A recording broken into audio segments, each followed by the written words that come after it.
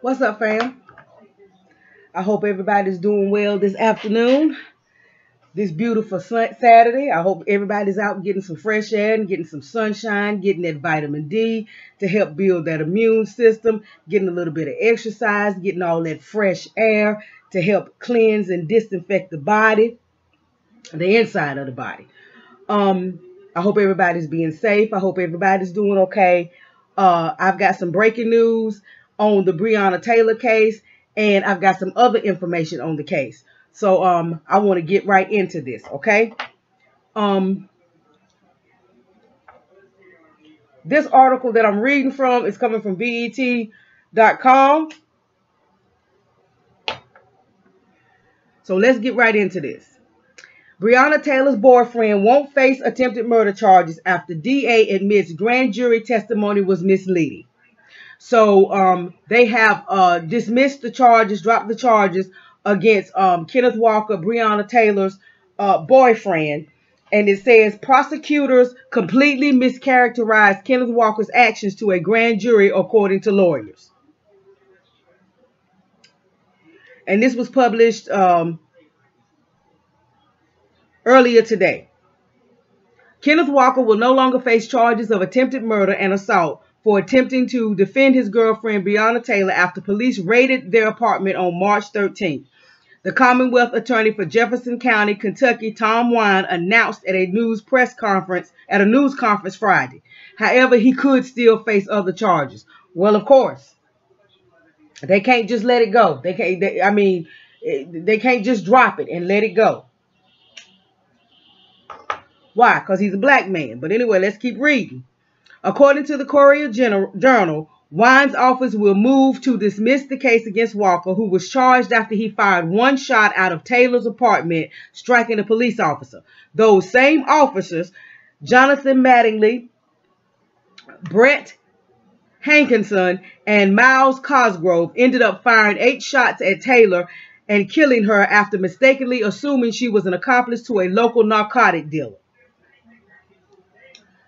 Everything about us always has to do with drugs. We always got to either be drug dealers, drug traffickers, thieves. Anyway, the Walker's attorney has said he thought they were being robbed, and he did not know the intruders were police officers serving a warrant. The officers had a no-knock warrant, meaning they weren't obligated to knock or announce themselves before entering Taylor's home. The Courier Journal reported Thursday, May 21st, that a Louisville police sergeant who obtained the indictment of Walker didn't inform the grand jury that Walker had told police he didn't know it was the police who were trying to get into the apartment. Kentucky has a stand your ground law that gives residents the authority to use deadly force against intruders they believe are unlawfully entering their residence. It's also been reported that that Kenneth Walker did a 911 call. As soon as he heard all the commotion outside the door, he did a 911 call saying that he believed that somebody was trying to break in. And there have been different sources who have tried to obtain this 911 call. And I think it's the Courier General, as a matter of fact. I believe it is. I believe it's the Courier General that and now they are going to be suing to get access to this 911 call because the Louisville police won't release it. They won't release the 911 call that Kenneth Walker did that night. A recording of Sergeant Amanda Seals' grand jury testimony obtained by the Courier General also shows she didn't tell the grand jurors that Taylor was shot and killed in police officers' return fire.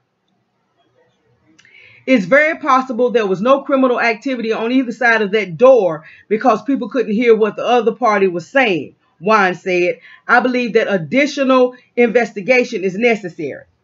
So he's trying to say that now all of a sudden they want to see this whole thing is many layered, because so much attention has been drawn to this, and because of the stand your ground, and because it was a no-knock warrant, and because you have so many witnesses, so many neighbors who are also coming forward saying that the police did not announce themselves, even though they said they did. You got other neighbors saying that the police did not announce themselves, and then you have other apartments, neighbors' apartments that were actually shot into.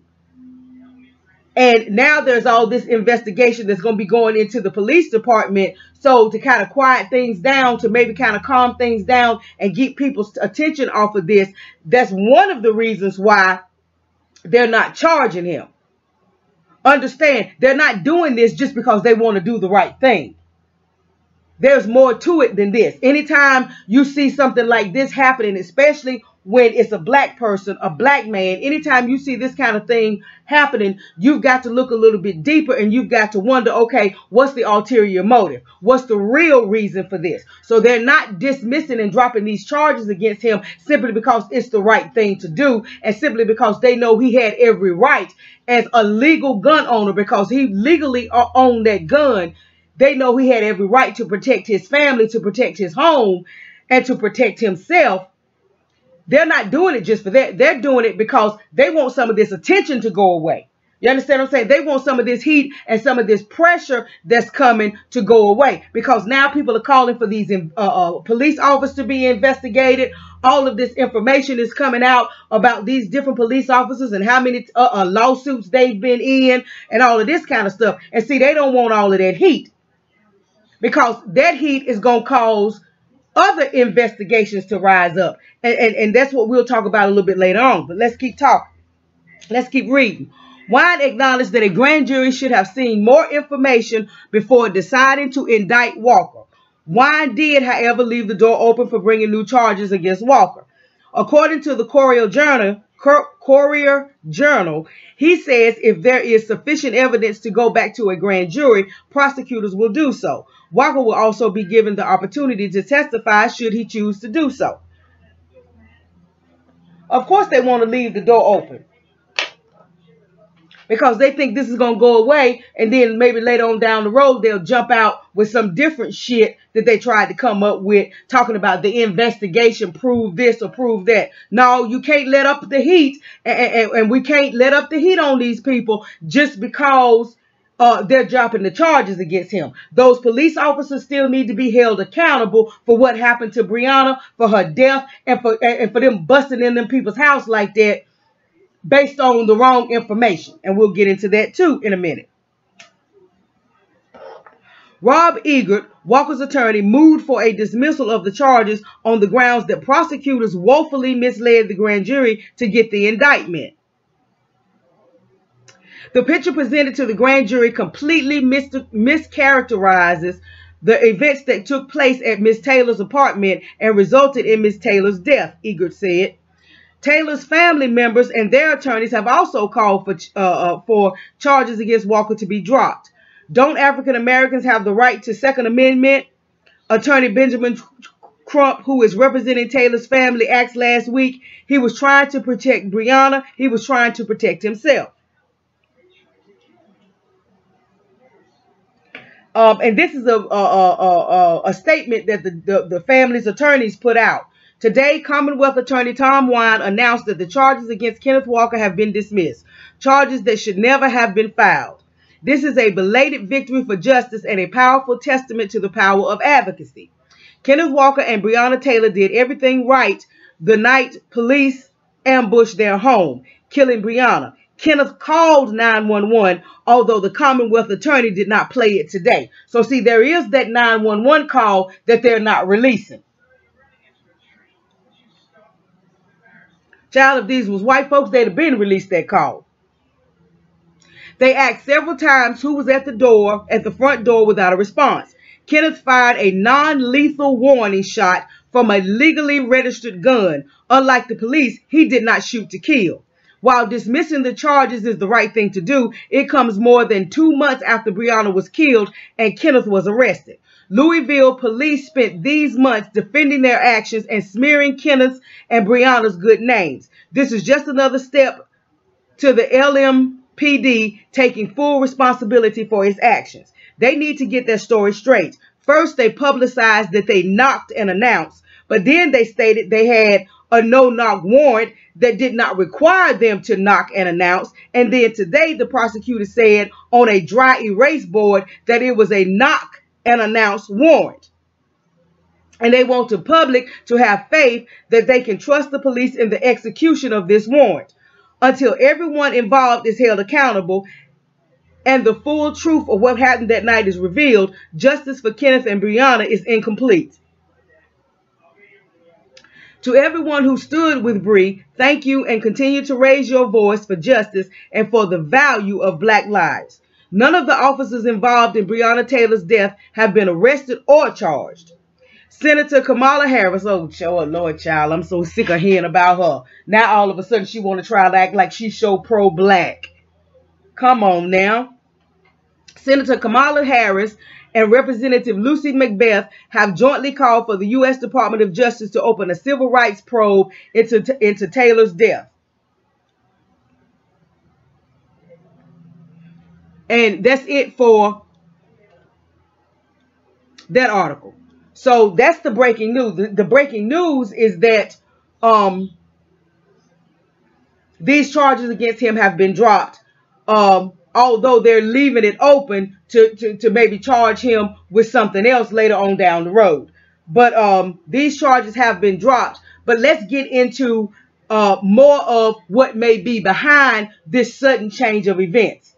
You know what I'm saying? When, like you said, it's been over 2 months. So let's get to what might be behind some of this. Now, this is some information that I happened to run across through Reddit, Reddit.com. And you know, Reddit does a whole lot of racial stuff, but they also do some other tough stuff too. So first, before I read this Reddit article, I want you to hear a little bit of this clip that I got from a CBS News report. And it says, Louisville police accused of using false information to obtain no-knock warrant for Breonna Taylor. Okay? So just take a listen at this. A disturbing story. Attorneys representing Breonna Taylor, the Black emergency medical technician that was shot and killed by police officers in her own home, are accusing the Louisville Metro Police of using false information to obtain a controversial no-knock warrant. A postal inspector in Louisville has reportedly confirmed that the Metro Police did not use his office to verify that suspicious packages were being sent to Taylor's home. The inspector also says another agency had been asked to look into the matter and had concluded that no packages of interest were being sent there. It comes after claims from the LMPD that the suspect they were looking for, used Taylor's address to receive those suspicious packages. Okay. So you heard what he said. Evidently, there's something going on here with some misinformation, some false information or whatever about packages being delivered to Taylor's home and all of that. So let's find out more about this, okay?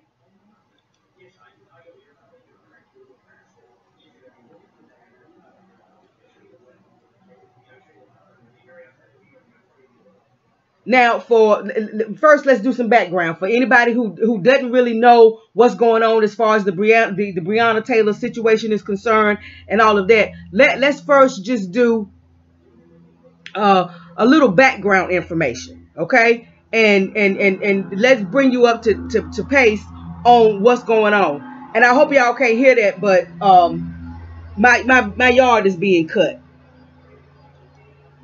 so I'm gonna bring you up to speed for those of you who don't know what's going on with this case. I just want to give you a little bit of background information.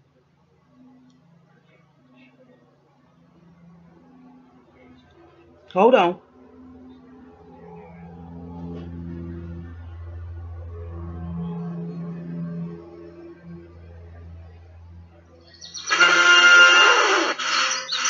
Wow, y'all, that scared me too. Hold on.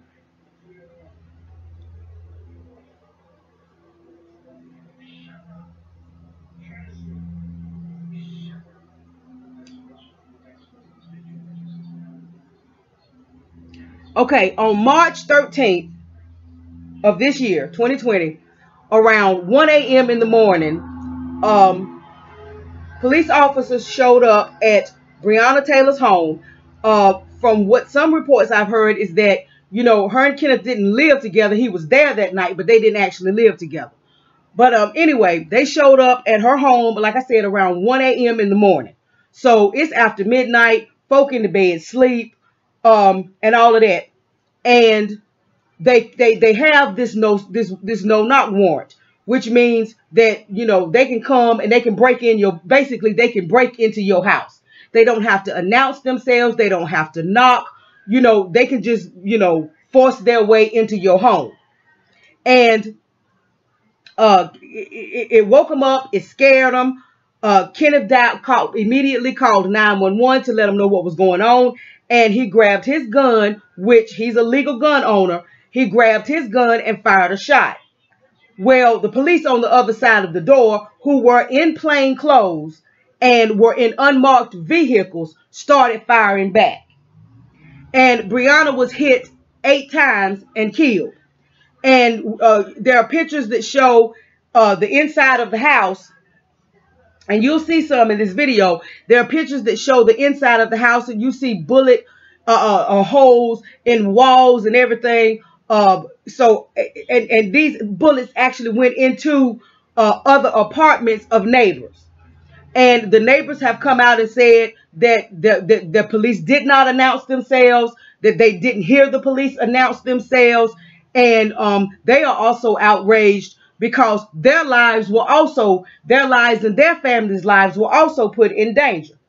And supposedly all of this was stemming from some guy named Jamal DeMarcus or something like that. We'll get more into that. We'll get more into his name in a minute. But supposedly he was supposed to be dealing drugs and all of this. And supposedly after this months-long investigation, they thought that somehow Breonna was involved in this, and that he was receiving packages from UPS at her house, because they claimed that they saw him go into her house one day and come out with this big UPS package. And then they followed him to what was a known drug house. Well, actually, the house that he lived in was 10 miles away. He had actually been, and the reports differ. Some reports say that it was the day before Breonna's murder that he was actually arrested and in custody. Some say that it was the same afternoon. Others say it was just like maybe 30 minutes before the police got to Breonna's home. Bottom line is, he was already in custody when they went to serve this no-knock warrant. When they went to her home, he was already in custody. And they claimed that they were going to her home with this warrant because they wanted to see if they could find any drugs or any drug money. Drugs or drug money. But the guy that they were actually looking for, the guy that they were actually investigating, was already in custody. He had already been arrested. He was already in custody. Okay? And that brings us to the point where, you know, it's got public attention and all of this. Kenneth was charged on the scene with attempted murder and assault, because one of the police officers was shot in the leg. Yeah, Breonna lay dead in the bed with 8 shots to her body, but one police officer was shot in the leg. After they understand they did not have body cameras, because they claim, the Louisville Police Department claims that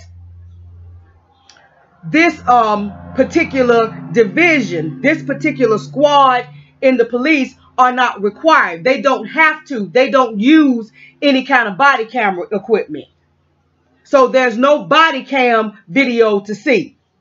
And again, like I said, the Courier Journal and some other news sources have sent in numerous requests to get this 911 call that Kenneth made that night, and the police department won't release it. So now they are suing to get it, because they have a right to it and the public has a right to hear it.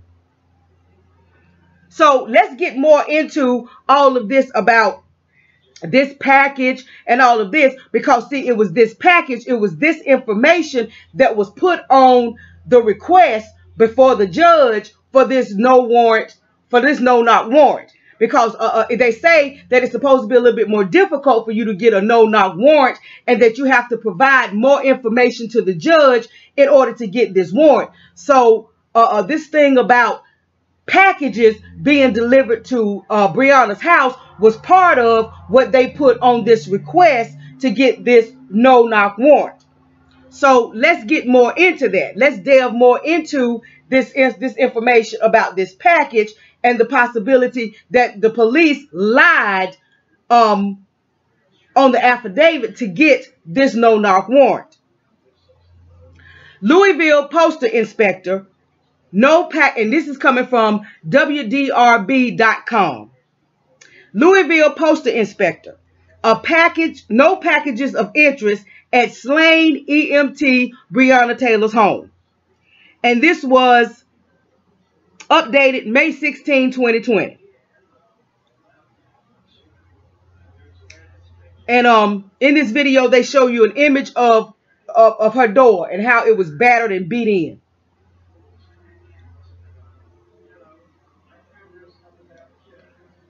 Louisville, Kentucky. A U.S. postal inspector in Louisville said Metro Police did not use his office to verify that a drug suspect was receiving packages at Breonna Taylor's apartment, one of the factors listed in officers' request for a no-knock warrant for her home. But Tony Gooden said a different law enforcement agency asked his office in January to investigate whether Taylor's home was receiving any potentially suspicious mail. After looking into the request, he said the local office concluded that it wasn't. Concluded that no suspicious mail was going to Breonna Taylor's home. That's what they concluded after they looked into the issue, okay? There's no packages of interest going there, he said in an interview after WDRB News contacted him Friday. Louisville Metro Police shot and killed Taylor, an emergency room tech and former EMT, during an early morning raid March 13th. The shooting of Taylor, a black woman, has drawn national scrutiny and calls for an independent probe. Gooden's disclosure raises new questions about the Louisville Police Department's justification for a warrant that allows officers to enter the Springfield Drive apartment without knocking or identifying themselves, and why her home was even targeted. Okay? And in this article, you'll see just a screenshot of the part where they talk about Breonna possibly receiving packages for this guy that was supposed to be selling drugs, and they actually say that it was verified through U.S. postal inspectors, okay? And I'm going to read this to you. It says, number 8, on 01/16/2020, during the afternoon hours, affiant witness Jamarcus Glover, this is the guy that they had already arrested, that they were supposed to be investigating as a drug trafficker or whatever, operating the listed red 2017 Dodge Charger, Mr. J. Glover pulled up and parked in front of, and they've got Breonna's address blacked out. Affiant then observed Mr. J. Glover walk directly into apartment number 4. After a short period of time, Mr. J. Glover was seen exiting the apartment with a suspected USPS package in his right hand. Mr. Glover then got into the red 2017 Dodge Charger and drove straight to, there's another address that's blacked out, which is a known drug house. Okay, if it's a known drug house,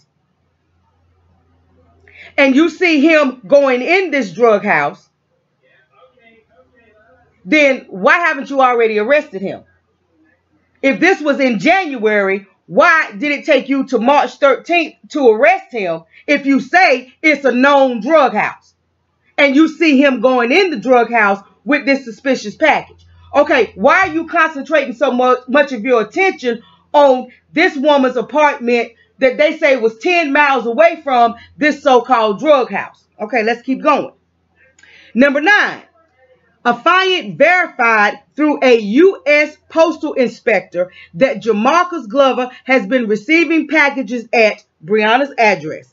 Affiant knows through training and experience that it is not uncommon for drug traffickers to receive mail packages at different locations to avoid detection from law enforcement.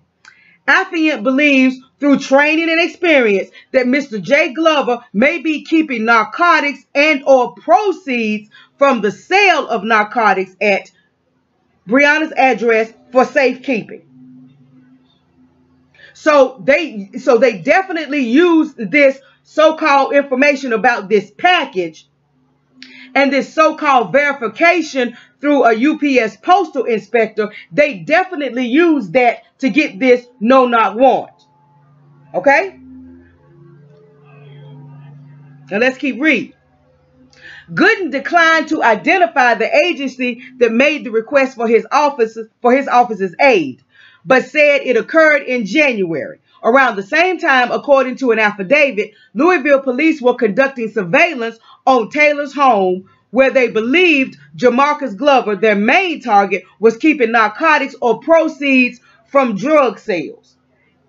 A day before the raid, a detective asked a judge to approve the warrant in part because he claimed a postal inspector verified that Glover was using Taylor's home to receive parcels. The affidavit says, it is possible that Louisville police asked a mail inspector from another jurisdiction of the U.S. Postal Inspection Service for help, Gooden said, but he said his office almost surely would have been notified of an outside agency's involvement. So what he's saying is, even if they had used a U.S. Postal Inspector Service in another jurisdiction, his office would have been notified. So that other postal inspector would have notified his office of, the questions that had been asked, unless, of course, they were told not to. That didn't happen, he said. If a postal inspector from another agency did review packages at Taylor's apartment without notifying him, it would be inappropriate. They are coming into my area of responsibility, looking into something that I very well may also be looking into, Gooden said. They shouldn't come into my area of responsibility doing anything without notifying me. Police claimed Glover was using Taylor's address as his home address and was seen picking up a package from her apartment on January the 16th before driving to a known drug house, according to an affidavit for the warrant approved on March 12th.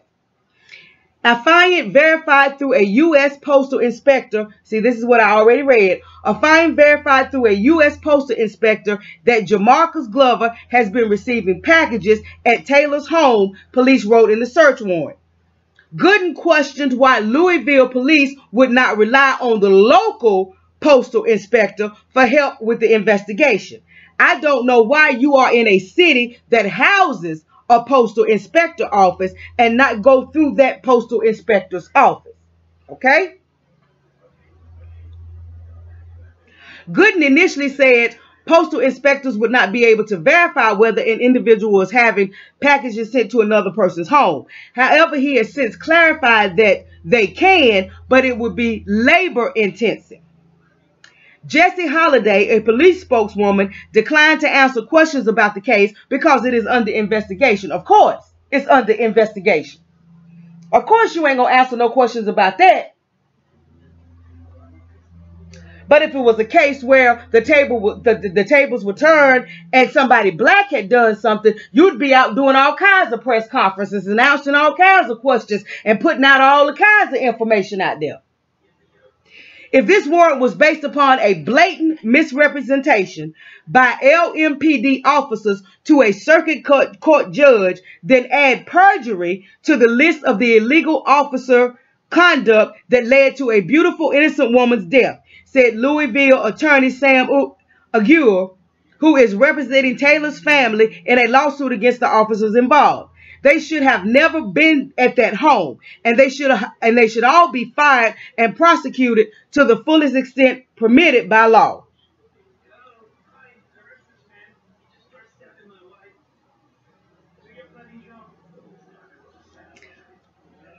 Detective Brett Hankinson, and Officers John Mattingly and Miles Cosgrove with LMPD's Criminal Interdiction Division. See, this is the division that does not use body cameras. Burst into Taylor's Springfield Drive apartment around 1 a.m. March 13th to serve a search warrant, according to police reports. Taylor was inside the apartment with her boyfriend, Kenneth Walker. The officers, according to the lawsuit filed against them on behalf of Taylor's family, blindly fired into her apartment, spraying bullets into Taylor's house and neighboring apartments, with a total disregard for the value of human life. Taylor, 26, was shot 8 times. Okay?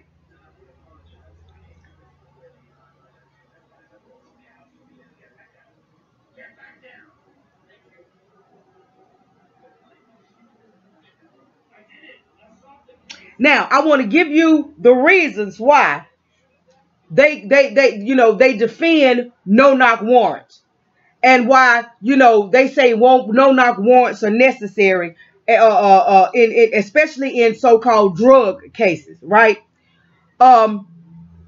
This is the reason why they say that they are so necessary. However, in applying for the search warrant, police requested a no-knock entry to the apartment due to the nature of how these drug traffickers operate, including trying to destroy evidence and fleeing police. And then they also, in another article, they added a third one, which is not only destroying evidence and trying to flee the police or law enforcement, but also that, usually these drug traffickers have surveillance cameras around whatever location they're using, to work out of, to sell their drugs or house their drugs or whatever. So for those 3 reasons, because you don't want them to get rid of or destroy any evidence, you don't want them to get the opportunity to flee law enforcement or escape, and because there's always the possibility that they have cameras or some other way of surveying the area around where they're doing their illicit drug activity. It's those 3 reasons that make it necessary to have these no-knock warrants. Okay? So the possibility that somebody might destroy some evidence in a drug case, or might get away from the police or flee the police, or might have some surveillance or some video cameras or something around, those are reasons enough to put all of these people's lives in danger and at risk with these no-knock warrants. Because this is not the first time this has happened. I think it has happened in Texas. I think it's happened in some other places. And I will have a couple of links in the description box to other cases where this has led to death. It has led to shootouts and all of this kind of stuff with this no-knock warrant mess. So this is not the first time that it's happened. And that's the reason why there are people that are so against these no-knock warrants. Because what they're doing with these things is they're placing possible evidence and the possibility that somebody might flee the police or whatever. They're placing all of this above the potential risk to human lives. So your evidence in a possible drug case, you understand what I'm saying? Or the fact that that this person might get away or whatever, all of that is more important than the human lives that are at risk when you just bust into somebody's house without knocking, without announcing yourself, without letting them know that you're the police and all of that. So you imagine you at home in your bed at 1 o'clock in the morning, and all of a sudden all you hear is somebody breaking in your house, somebody banging in your door. You jump up, half scared, out of your sleep, pick up the phone, call 911, and then get your gun and fire a warning shot. And it's also being said, it's being reported that, and this could also be another reason why the police have all of a sudden decided that they're going to drop these charges against Kenneth Walker, is because it's also being reported, it's also being thrown out there that the police officer that was shot that night was actually shot by friendly fire. That it was a bullet from friendly fire that hit him in the leg and not from Kenneth Walker's gun. As a matter of fact, and this article will be listed in the description box. This comes from Wave 3 News, wave3.com, and it's just an article where this Mayor Fisher, the mayor of Louisville, Kentucky, defends the chief in the Breonna Taylor death investigation. But what's most important about this article is, in this article, you see the tweet from Sean King that says, breaking. It is now believed that the police officer who got shot in the leg in the shooting of Breonna Taylor was shot by friendly fire from his own officers. His partners were haphazardly emptying their clips, and fired shots into 3 different apartments. They shot him. So that's what's being thrown out there now, is that this officer that was shot by the leg, that was in the leg, that was supposedly shot by Kenneth Walker, that it was actually friendly fire. Because bullets were flying everywhere. And like I said, you'll see pictures of bullets in the walls. You understand what I'm saying? You got all of these neighbors coming and they're complaining and they're raising hell because bullets were coming into their apartments. Like it says, it hit 3 different apartments.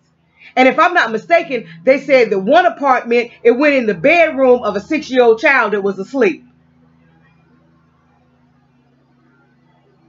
So could that possibly be another reason why all of a sudden they have decided that, you know, they're going to drop charges against him, is because maybe they think dropping charges against Kenneth Walker will make this thing go away and folks will stop demanding investigations, you know, stop demanding that the feds get involved and start doing some investigating. Maybe people will stop demanding that more investigation be done. More outside investigation be done. Could that possibly be another reason? That Kenneth Walker was not the one that actually shot the police officer. That, along with the fact that now is being said that they very, very possibly, more than likely, probably falsified this information on this affidavit in this request to get this no search warrant from the judge. With all of this mess about Breonna receiving packages and all the suspicious packages and all of this kind of stuff for this Jamarcus Glover dude.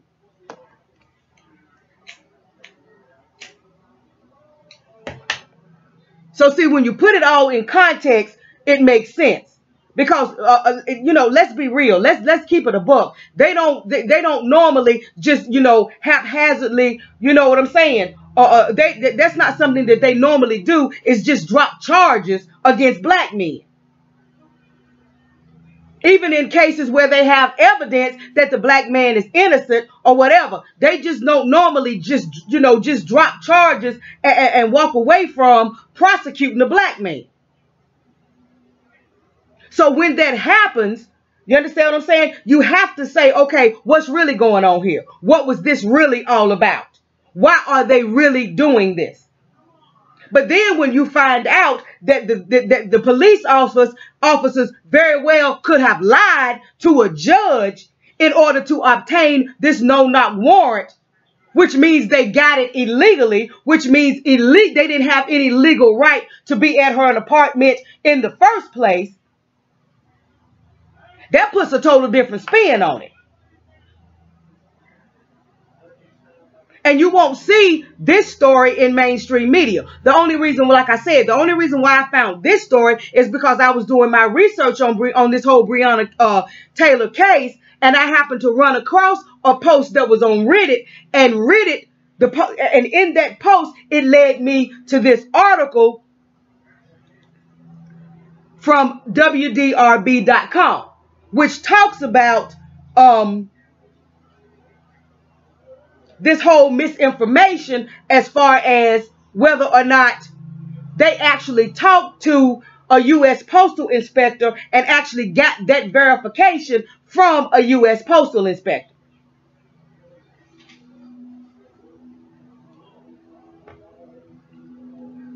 Then It goes even deeper. It goes even deeper than that. Come to find out, the Louisville Police Department was involved in another scandal involving police officers that were a part of this so-called narcotics division or whatever, and the U.S. Postal Service. Okay? Now, this article is coming from the Courier General, the Courier Journal. It was published June 18th, 2018. And let's find out what was going on here. How a McDonald's receipt crippled an elite Louisville drug fighting team. Okay? Narcotics detective Cal Willett made the 10-minute drive to a McDonald's drive-thru for sweet tea and cheeseburgers before returning to work and doing something no one expected.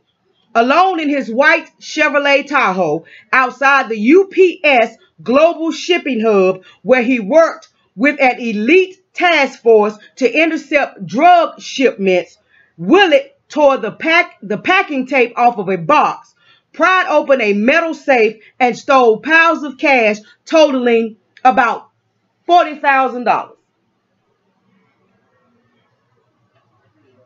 So this was a narcotic detective with the LMPD, the Louisville Metro Police Department, same police department we're talking about, and they were working. He was a part of this elite drug task force that, and they were working with the folks inside of UPS to try to track whether or not shipments, were being made through the mail as far as drugs were concerned.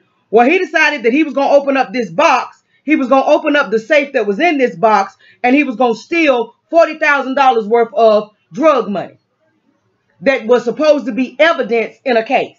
Okay?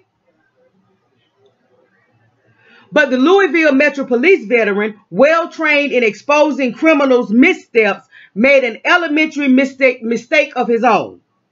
He used his credit card for the $4.76 McDonald's meal and then forgot to remove the receipt from the fast food bag he crumpled and stuffed inside the box before sending the package on its path to Oakland, California. So he messed around, left his receipt in the bag,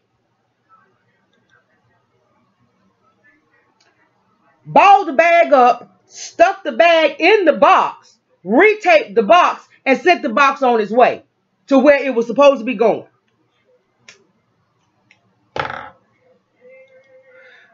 Willett didn't know that a West Coast drug interdiction task force actually awaited its delivery.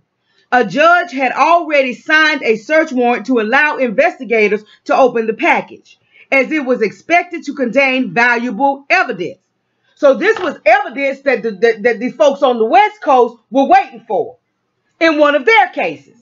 And they already had the search warrant from the judge to open the package and see what was in it. But see, Willett over here in Louisville, Kentucky, didn't know that. The box should have helped investigators snag a drug trafficker. Instead, it netted a cop. It also exposed questionable practices by two other detectives, and for 19 months sidelined a task force charged with interrupting a major drug pipeline during the nation's worst drug crisis, blamed for more than 400 deaths in Louisville last year. We were missing a lot of drugs with this task force not up and running, said Russell Coleman, U.S. Attorney for the Western District of Kentucky.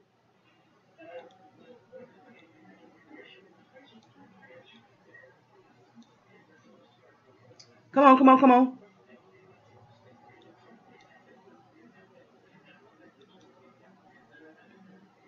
Y'all, I'm waiting for it to load so I can finish reading.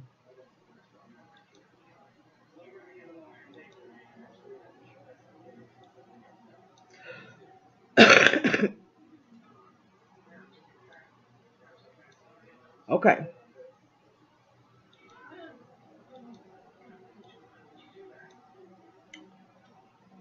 Many narcotics detectives trusted Willett. Lauded as one of Louisville Metro Police's most accomplished detectives, Willett was once featured on the true crime TV show The First 48, discussing key evidence seized in a double homicide. And sometimes when the task force supervisor couldn't be on site, he was left in charge. But in June 2016, the phone rang at the Jefferson County Sheriff's Office. California police were on the other line with details about how their drug investigation. Oh, wait a minute.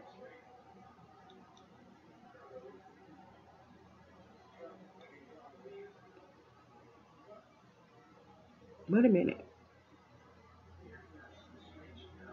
How their drug investigation hit a snag when the $40,000 in cash, their evidence, was stolen. Investigators in Louisville tracked the last 4 digits of the credit card printed on the McDonald's receipt to Willett, and a restaurant security camera showed his white Tahoe, bought by the police department, pulling out of the drive-thru at the same time printed on the receipt. Federal agents hid surveillance cameras inside Willett's SUV that August and began watching the task force's movements at UPS Worldport. The next time Willett stole cash from a box, and there was a next time, it was captured on video.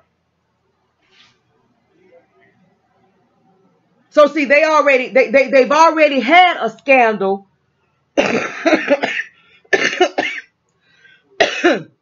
involving this same kind of task force.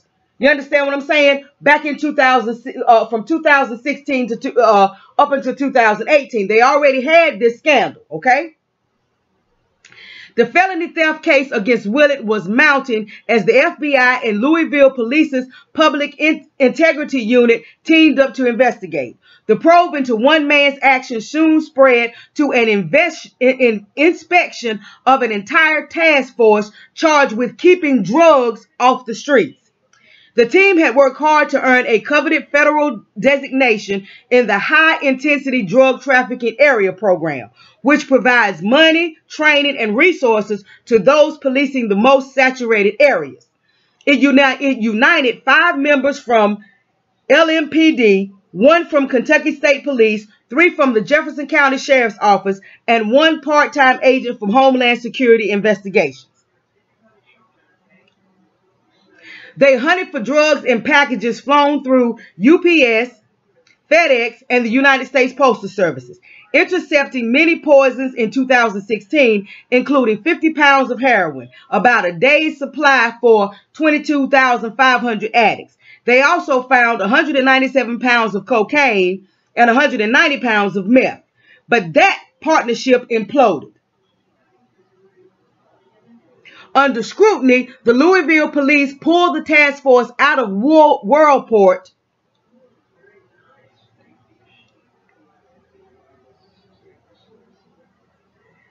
in September 2016 and withdrew from the federal program that had given it $200,000 a year.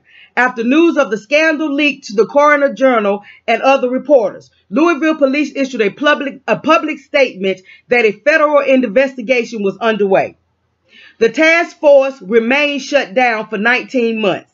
Bad guys had a lot of success during that time, no doubt, said Vic Brown, executive director of the Appalachia High-Intensity Drug Trafficking Area. Okay, well, the only reason why the bad guys had so much success is because of the bad guys that were in the police department. So, see, instead of looking at the real problem, you understand what I'm saying? And cleaning up the police departments and getting rid of these bad cops and getting rid of these crooked cops. Instead of doing that, he gonna try to deflect and talking about what the bad guys were doing. Okay, well, that's what the bad guys do. That's the reason why we're supposed to have good cops.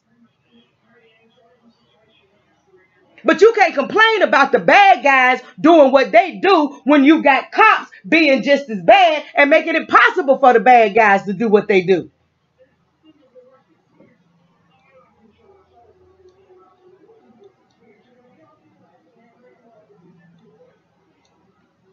Come on, come on, come on.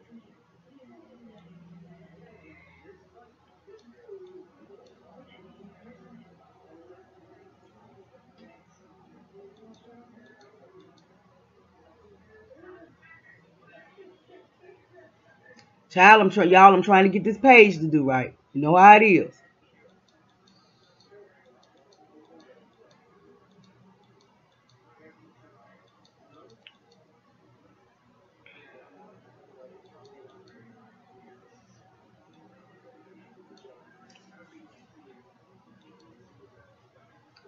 Oh, okay.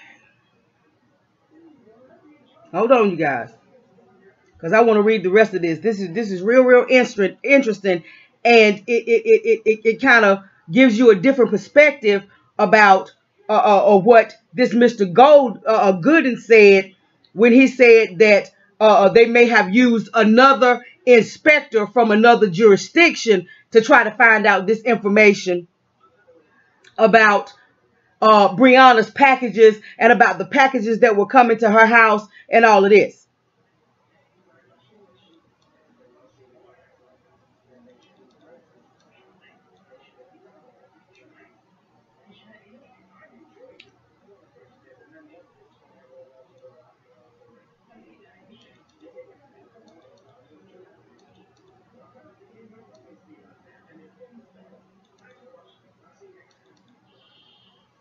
I'm getting there. I'm getting there. Hold on. I told y'all I need me a new computer. It's time for me to buy me a new computer. Bad guys had a lot of success during that time, no doubt, said Vic Brown, executive director of the Appalachia High Intensity Drug Trafficking Area.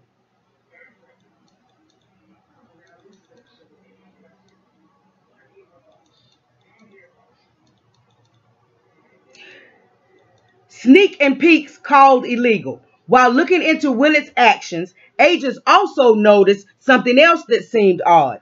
Two other task force members took packages to their vehicles.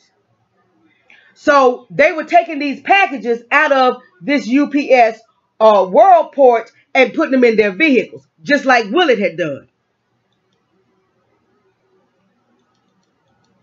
Surveillance footage captured another Louisville Metro Police detective who is also a canine handler and a KSP trooper taking packages into their vehicles, Coleman said. They didn't steal any money or drugs, but they conducted searches without warrants, he said. If they found evidence, they would reseal the package and seek a search warrant. John Kahn, then the U.S. Attorney with the Western District of Kentucky, opted not to prosecute anyone but Willett, telling the Courier Journal last year, "What we have here is a rogue cop. It's exceedingly rare." So the other ones were guilty of this illegal action of taking these packages, taking this property that did not belong to them. So in essence, they were stealing this property because they were then putting it in their vehicles, opening this property without legal authority and without having legal search warrants, searching through this these packages to see whatever it was that they wanted to see. Okay, well, if it was in any evidence in there that they wanted, they would then reseal the package, take the package back inside, and then seek a search warrant based on the illegal search that they had done. But this man chose not to go after anybody other than Willett. Why? Because Willett was the only one that they could prove stole anything. But they could still prove that these other guys were acting illegally. Okay? So it just shows that there's a pattern of these police officers, these Louisville Metro police officers, using illegal means to get search warrants. So you can only imagine that if they've already searched these packages illegally, then they're going in to get these search warrants, and we don't know how many of them may have been no-knock warrants. Then you can imagine what they're putting on these requests for these warrants. That by training and experience, they have reason to believe that so-and-so and so is received. You see what I'm saying? The same bullshit that they pulled in Breonna Taylor's case.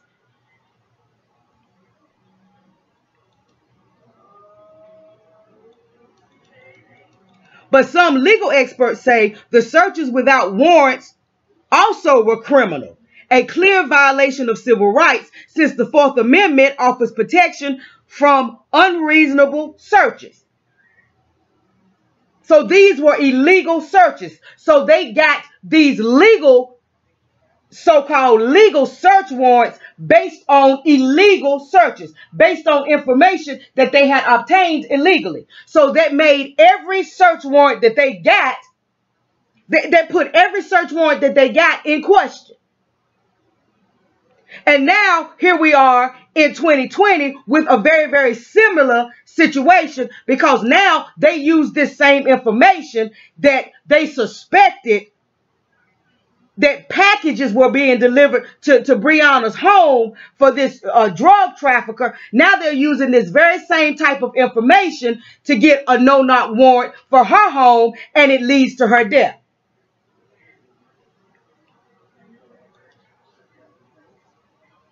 It's not legal, said defense attorney Josh Snyder, a former narcotics prosecutor. All the narcotics cops I work with knew if they wanted to get inside a house, a box, they needed a warrant.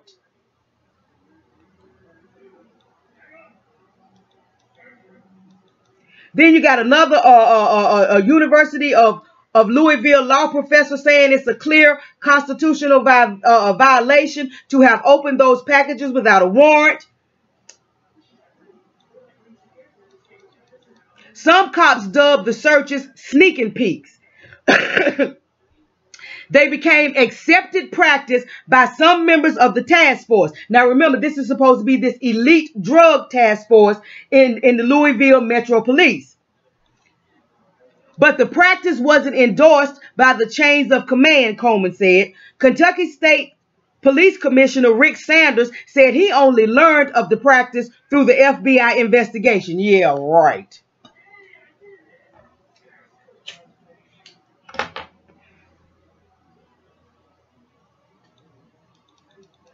I didn't know that was going on, obviously, he said. Why they took them to a car, it really doesn't make sense to me. They took them to a car so that they could search them in private. And because they thought by now, since, you know, they had been glorified and all of this, and they had been lifted up as doing such a wonderful job, at this point, now they think that they are above the law. Like all these police officers running around here now think that they are above the law. They can do whatever they want to do.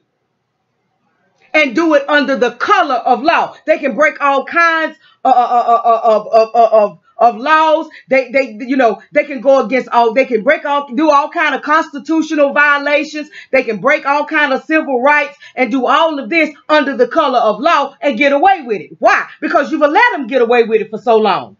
So now these police officers feel like they are above the law. So they can lie, they can falsify information, they can plant drugs on people, they can plant guns on people, they can kill unarmed people in the street with impunity, especially black folk, and they think they're just above the law. Why? Because the system has allowed them to believe they are above the law. The system has made it look like they are above the law. Some of them have been above the law.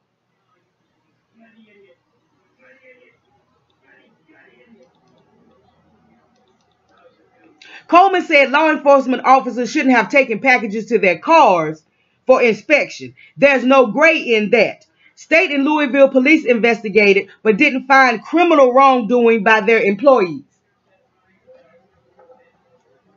So this was not criminal wrongdoing. There was nothing criminal about them stealing these packages out of this UPS Worldport, taking them to in their possession. So now you're in possession of stolen property. then you put it in your car, then you open it illegally, search it illegally, close it back up, and then use this information that you have obtained illegally to get a search warrant. And then you do an illegal search. The trooper with the task force for about a year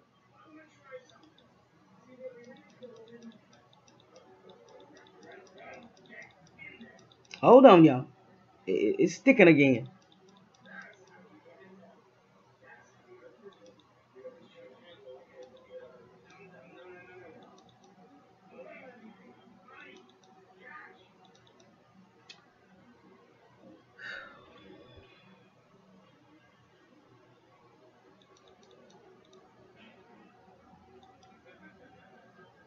Yeah, I want to finish reading this because this is powerful. This is powerful, and all of this, I really believe all of this is linked to the Breonna Taylor case, and I really do believe that the possibility of all of this coming out, all of this being rehashed, all of this being reinvestigated, along with what happened in Breonna's case, I do believe that that's the reason why they all of a sudden decided that they were going to drop these charges against Kenneth Walker.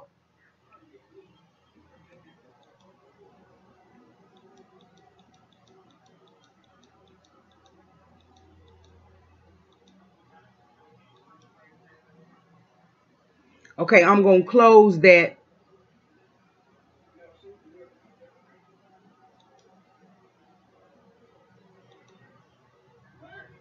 And open it up again because I really want to finish reading this because I think this is real important.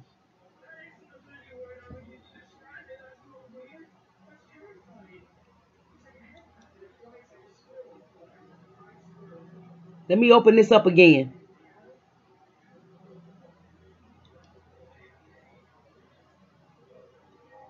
Because I think this just it just ties it all together. I think it answers some questions, and I think that they need to keep pushing for an independent probe, for outside agencies to come in, and I think they need to make the connection between all of this that was going on and how this whole system with packages and trying to use packages and all of this illegal stuff that was going on with these packages, and how that ties in to Breonna's situation.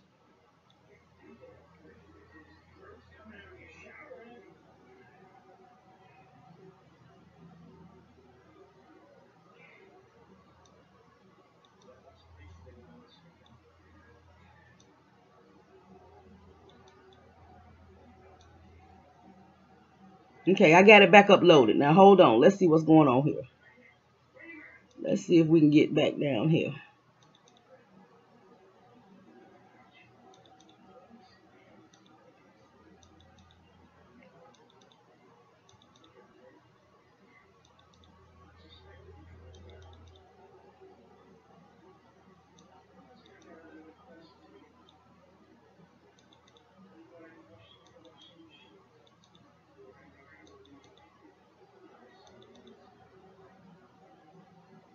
Okay, so the last thing we read is this Kentucky Police Commissioner Rick Sanders talking about he didn't know anything about it, and he didn't learn about it until the FBI investigation, and he didn't understand why they were taking them to their cars. It didn't make any sense to him.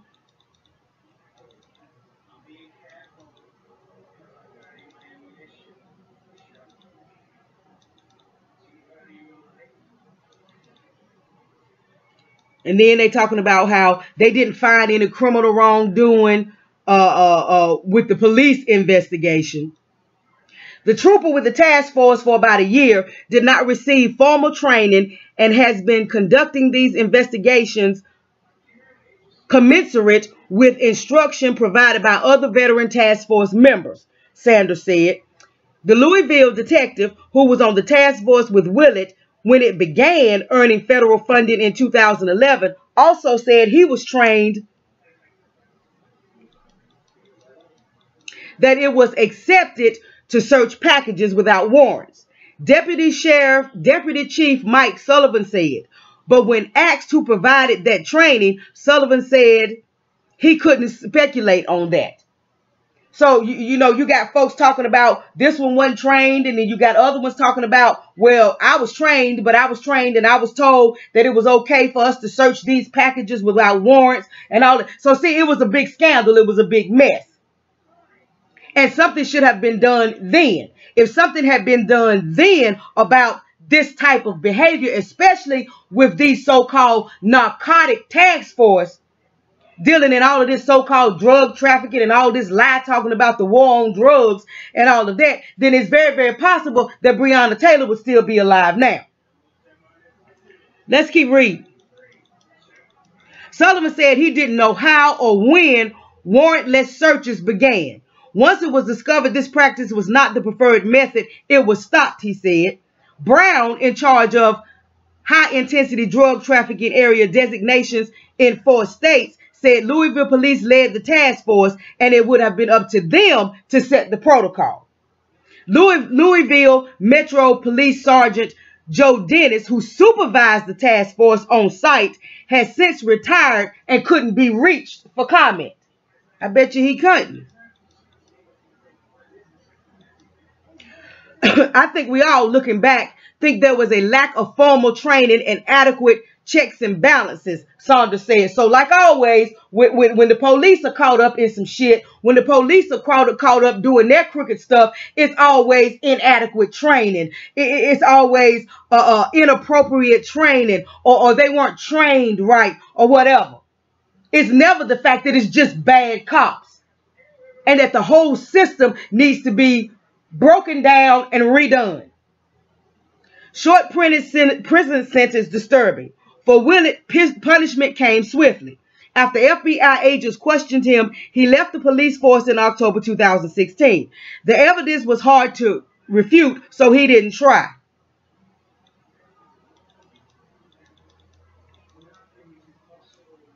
He pleaded guilty 2 months later in a federal courtroom that theft from an interstate shipment, a felony for stealing more than $74,400 between January and August 2016. Investigators found most of the money in Willett's home and car, because he knew better than to put it in the bank. You understand what I'm saying? How is this man making this kind of police money? You know what I'm saying? How's he all of a sudden coming up with all of this money? And see, he thought if he didn't make deposits, that he wouldn't leave a trail. He wouldn't leave a paper trail to this money. So he thought he was being smart. But see, when you start thinking you're above the law, you understand what I'm saying? And you start thinking you're untouchable, you start making careless mistakes.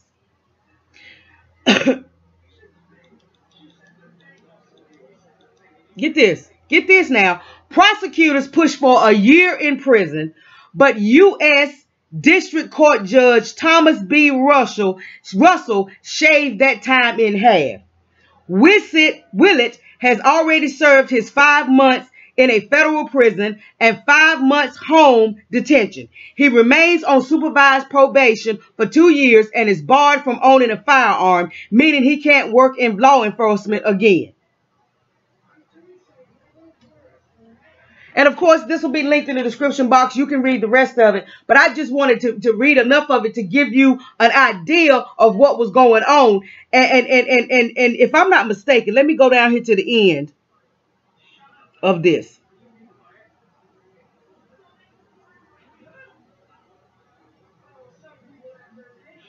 To the end of this article. Because I believe, and I just want to make sure before I tell you this,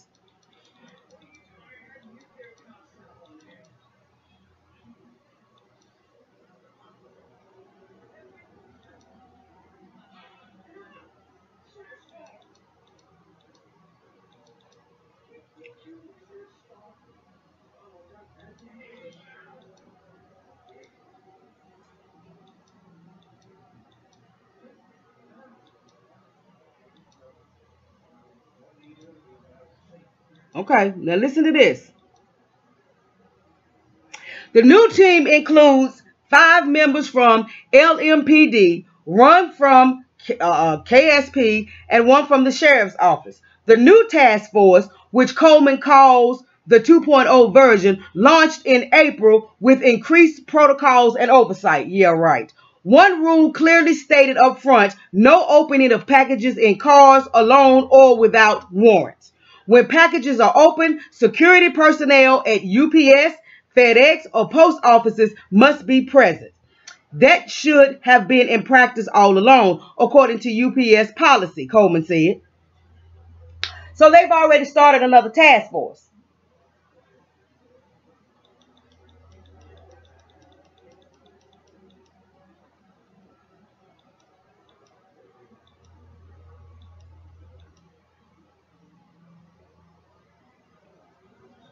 It would take a year and a half to revive the drug task force. Jim Scott, resident agent in charge with the U.S. Drug, the DEA, Louisville Division, agreed to take the helm as commander. And I'm really, really wondering if that happens to be the same unit that was a part of the Breonna Taylor murder. Because that's what that unit was. That unit was the drug unit. It was the interdiction unit. Let's find the exact name for it.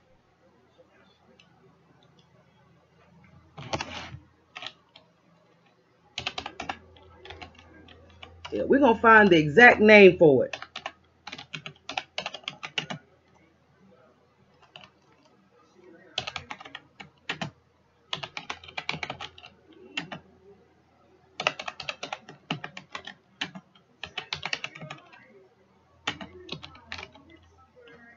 Louisville Metro Police Drug Task Force.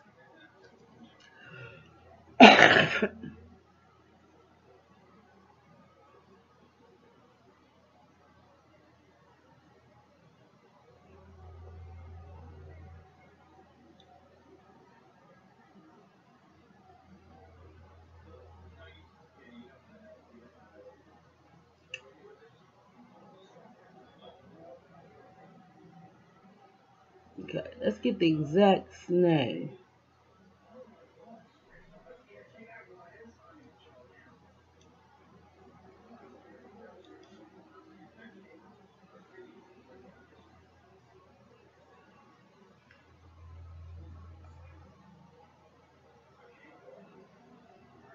I think it's the Criminal Interdiction Division or something like that. I think that's the name of the division.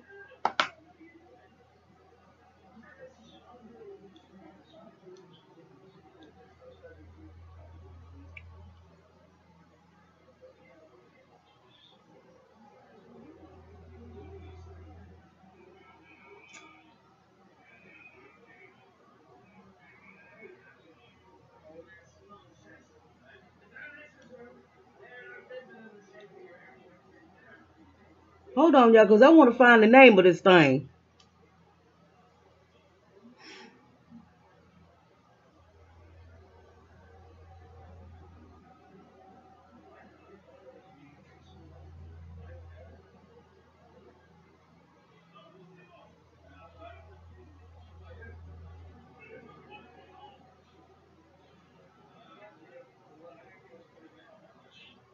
And I also want to remind you that absolutely nothing illegal was found in her home. There were no drugs found there. There was no drug money found there. There was nothing illegal found in her home.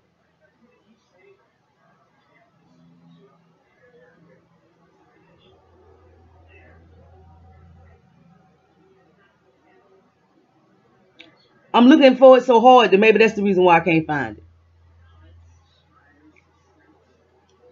But I'll either put it in the comments, I'll pin it in the comments, or I'll pin it in the comments, or I'll put a link in the description box to the name of this specific unit that went out to her house that early morning, March 13th.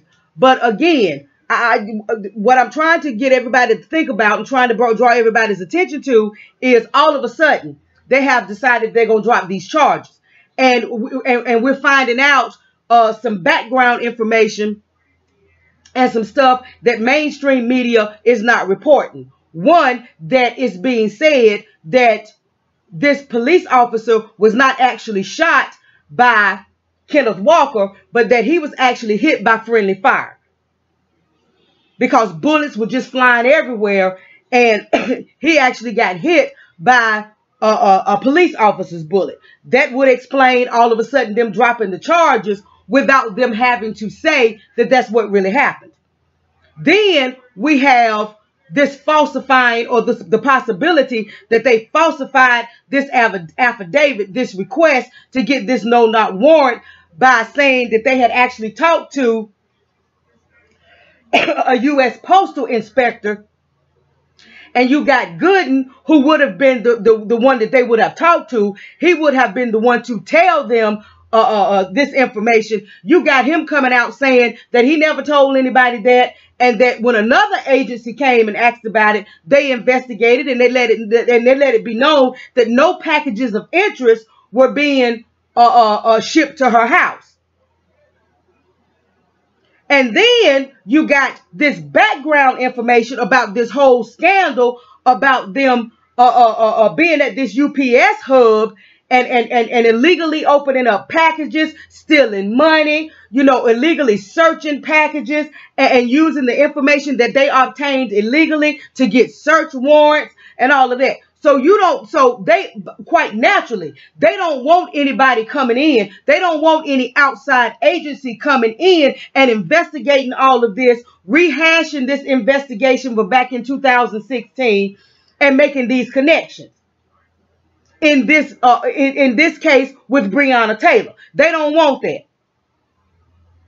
So maybe their thinking is the best way to get the heat off of us, the best way, to get rid of all of this national attention and all of that, is to just go ahead, drop these charges against him, release him, and hopefully that will be enough to satisfy the public outcry, and it'll go away, and they won't keep demanding for all of these probes and all of these outside entities to come in and start really investigating this. So we have to think outside the box. Is this really a victory? Or is this them doing more of a cover-up? Is this really a victory? Because I just don't believe it's just them doing the right thing. How often does the system just do the right thing for black folks, especially black men? How often does the system just let it go when it comes to a black man? Even when a black man that can prove his innocence. Even if he can prove his innocence, by the time they get finished with him in the court of public opinion and in the media, his reputation and everything is already ruined.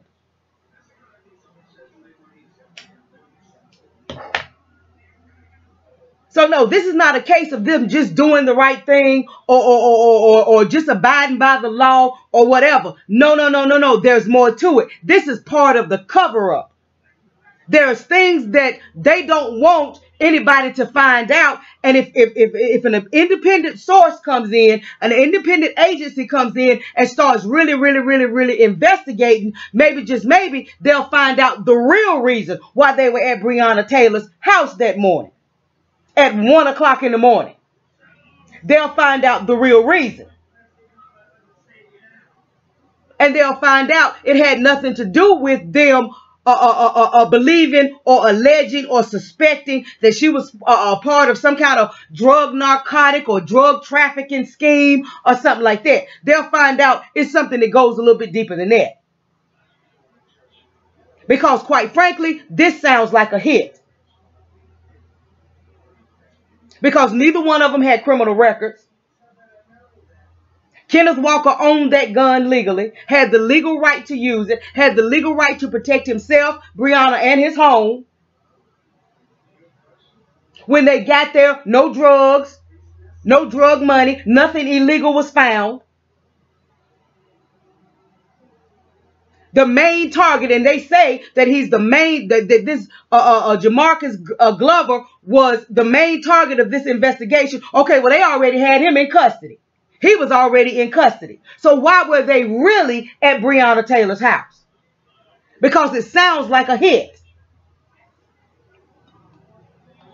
And it sounds like they used the knowledge that they had of being able to say something about packages and about shipments.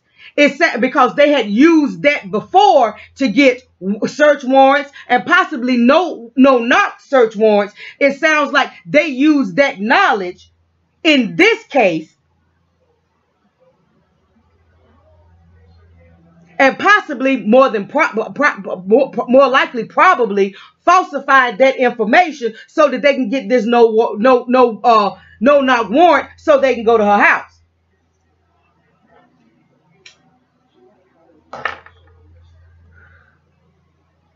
And since I've heard that Kenneth Walker didn't actually live there, that they lived in two separate places. Is it possible that they didn't know that Walker was going to be there?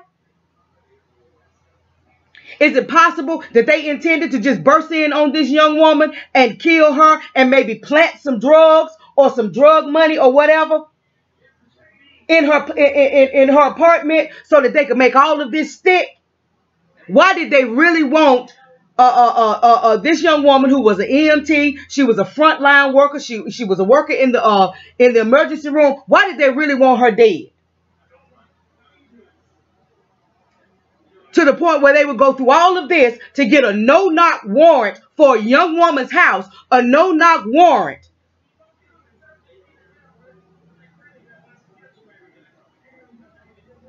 And then show up at 1 o'clock in the morning.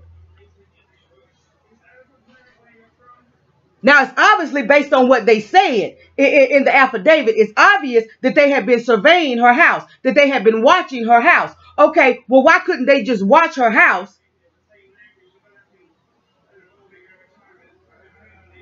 See when she was there by herself. You understand what I'm saying? And then just go and do a regular search warrant. Why did it have to be a no-knock warrant? So why were they really there? Why did they really want this young woman dead? That's the question. Why did they really want her dead? What were they really up to? What did Breonna know? What had Breonna seen? What had Breonna heard? What was really going on?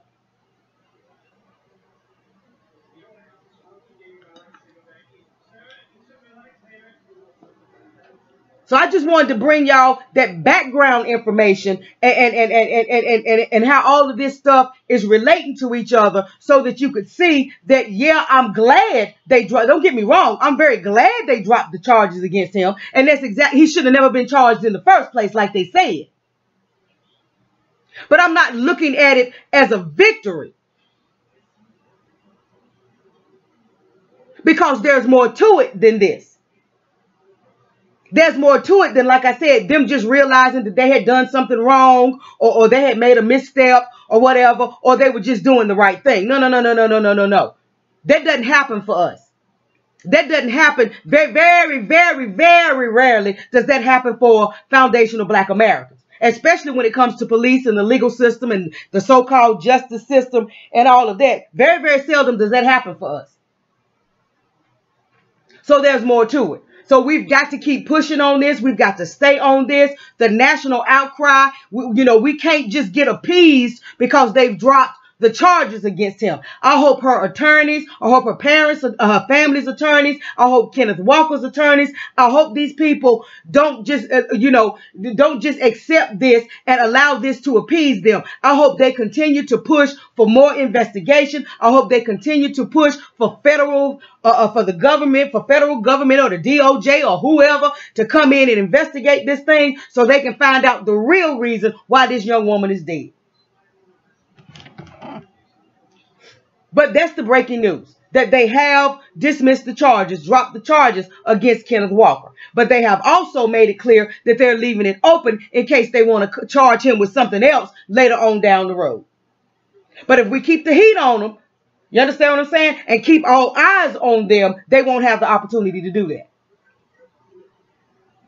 So y'all get down in the description box, get this information, read these articles, maybe do some digging and some research of your own. You understand what I'm saying? And think. Like I said, it's time for us to just start thinking for ourselves. It's time for us to just start asking some pertinent questions. And if you don't get a satisfactory answer to those questions, then you got to say, wait a minute, hold up, something ain't right. If you got 2 over here and you're supposed to have 2 over there and it's not coming together to make 4, you getting 6 or 10 or 12 or whatever, then you know something ain't right. And I just don't think that that this is a coincidence that they had all of this going on back in 2016 with this drug task force and all of these packages and all of this, and then packages come up in this thing with Breonna. That's not coincidence.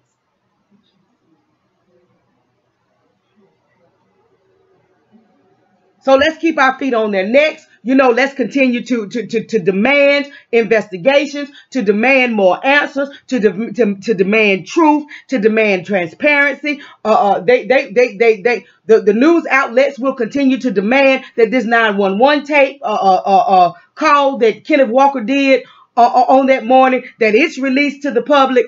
So let's just keep demanding. But we can't, you know, we can't let what looks like one little bit, a little victory cause us, you know, to start celebrating and to appease us. No. It's going to take more than that. This young woman is still dead. And the reason why she's still dead is still left out there. Her death still doesn't make any sense. So y'all please share this video. Like I said, please have these conversations at home. Please ask yourselves these questions. Please get in that description box, read these articles, listen to these videos, and listen to these news reports and all of that. And you know, let's stay aware. And let's start thinking for ourselves. We got to stop allowing mainstream media and television programs, you know, and these black puppets that they send out to tell us all of this bullshit. We got to stop allowing all this stuff to think for us. And we have got to think for ourselves. And in some cases, all it takes is just applying a little common sense. Just applying a little arithmetic. It don't take algebra or calculus, just a little simple arithmetic. If you got 2 and you're supposed to have another 2, and they not, like I said, and they not coming together to make 4, they making everything other than 4, then you know something ain't right. Something in the equation is off. Something is wrong.